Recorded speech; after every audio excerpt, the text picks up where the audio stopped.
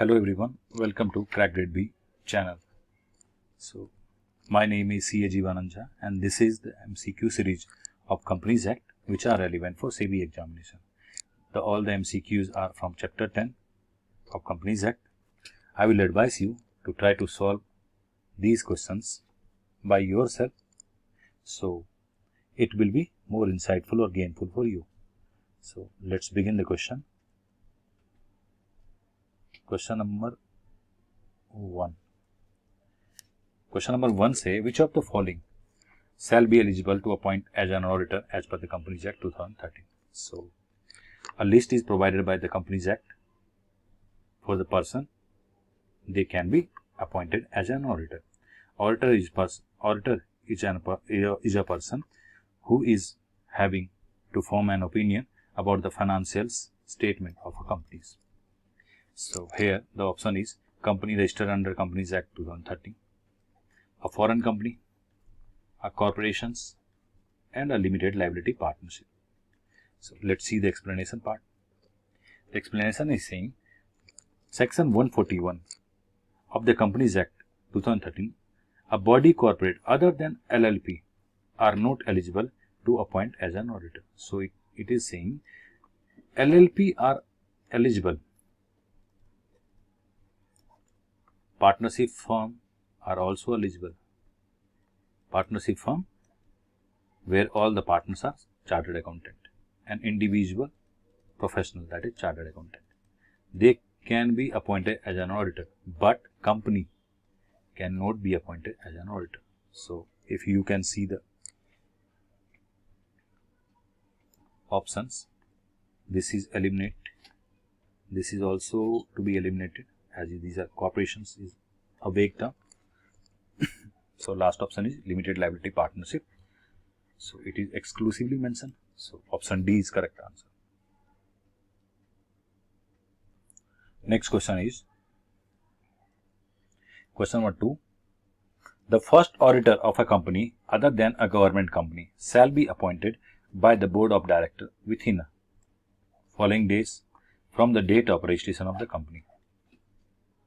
So, a timeline is mentioned within the Companies Act. So, here Companies Act is differentiated two type of company.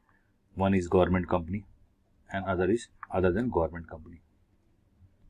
So, different timeline is given for appointment of auditor of government company and other than government company. So, the question is saying about other than government company. So, here the first auditor shall be appointed within a days, that is option A is saying 15 days, option B 30 days, option C 40 days and option D 60 days. So, board of director need to appoint. Let's see the explanation part. Section 139 is saying the first auditor of a company other than government company shall be appointed by the board of director within 30 days from the date of registration of company. If not done so, the member of the company, that is shareholder,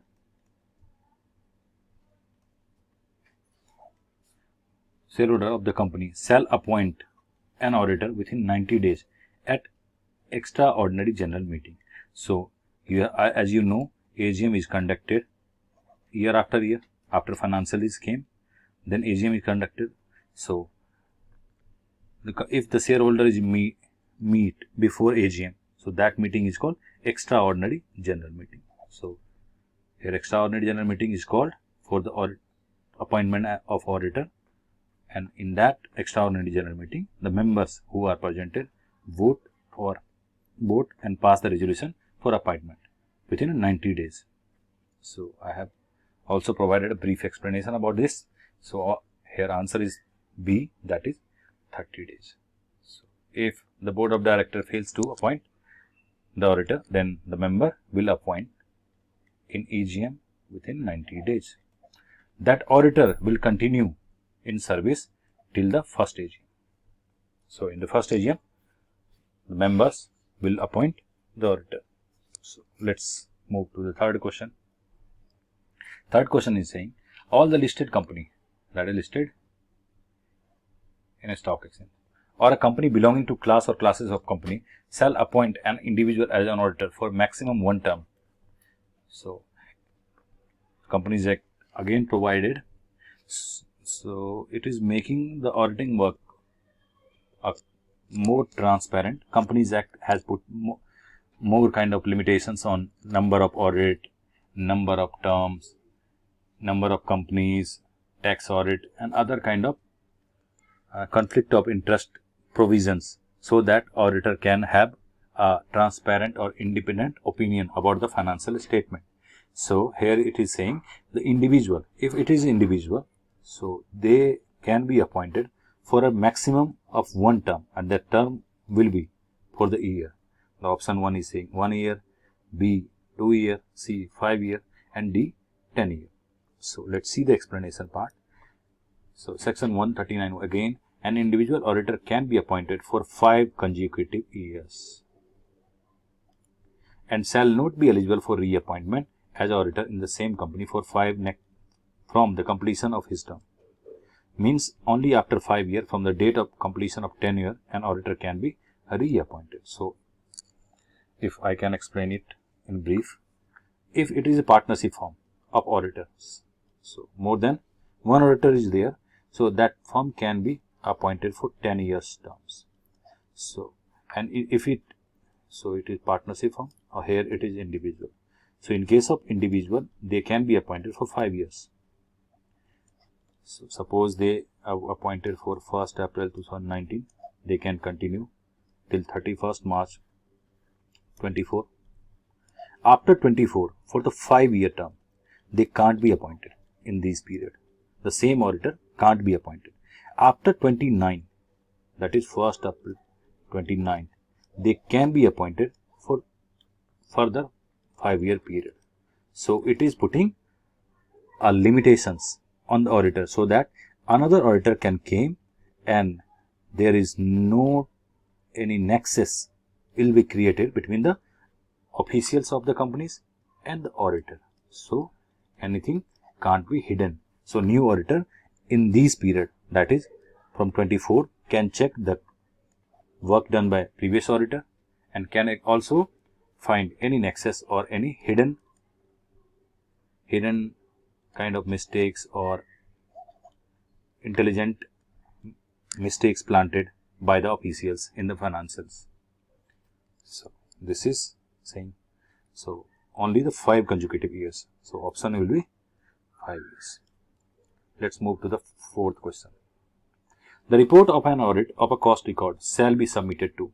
So if you have seen some of the cost accountant, although they also saying cost and management accountant, or cost audit can be done by cost accountant, chartered accountant. So cost audit is done for the specific purpose. If I can put by an example, if the government is thinking to restrict the prices of any product, so they need the details of cost.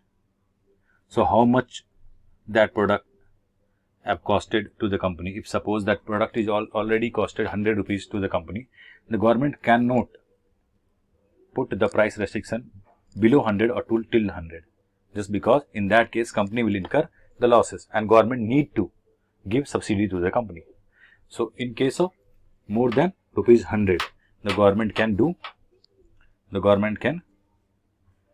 do any kind of schemes if that product is necessary for the consumer at large. So in that case, the government needed some cost audit to be done regarding the product of the company. So in this case, the audit of report of cost record shall be submitted first to the option 1 is board of director, B person in employment, that is employee, in general meeting, that is members of the company, to the central government. So let's see the explanation part. Section 148 here, the report of the audit of cost record, that is cost audit, shall be submitted by the cost accountant to the board of director. So it need to be submitted to the board of director. So cost audit report is sometimes not very open to people at large, like financial audit report. So, of the company, a company shall within 30 days from the date of receipt of copy of report as cost audit report shall furnish the same to the central government, and central government may ask for further information if required. If the company is saying these products are made by ₹100 and central government is still not satisfied, so the government can further ask any questions regarding that. So explanation can be sought by government from the companies. So let's move to the fifth and last question. The removal of auditor from his office before expiry of his terms shall be done by. So removal of auditor. As you know, auditor is someone who are there on behalf of member to form an independent opinion about the financial statement. So profit, they are saying if the profit is shown by company as so and so rupees, are these profit is correct or not? So auditor will need to form their opinion about the profit, about the company's assets and liabilities. So it means if auditor will find something which are intelligently planted by the officials to deceive the shareholders or lenders or government at large or public at large. So in that case, the members or that officials can put pressure on the board to remove that auditor, so that their intelligent mistakes or hidden secret do not leak to the public at large. In that case, the removal of auditor is something having much more restrictions. It is not an easy task to remove an auditor from their duty. So here, the before expiry is term. So it is done by option A, special resolution, ordinary resolution, by ROC, by central government. So if it is saying resolution, then it is certainly eliminatable, ordinary resolution. As you know, the removal of auditor is not an easy task. And then let's see the explanation part. Explanation is saying section 140, removal, resignation of auditor, giving of a special notice. So removal of auditor, the auditor may be removed from his office before the expiry of his term only by a special resolution of the company after obtaining the previous approval of central government. So company need to get previous approval of central government, then special resolution. So as you know, before taking any action, the auditor concerned shall be given a reasonable opportunity of being heard. So auditor should be given opportunity to present their self. So if before removing an auditor, the company need to get the views of auditor itself. These are the application form number 882 along with fees to the central government has to be made within 30 days of passing the board resolution. So after that board resolution, within 30 days, that report shall be filed to the central government. So option A, that is special resolution. So this is all for this series, and we'll keep posting. Please visit our channel. So thank you.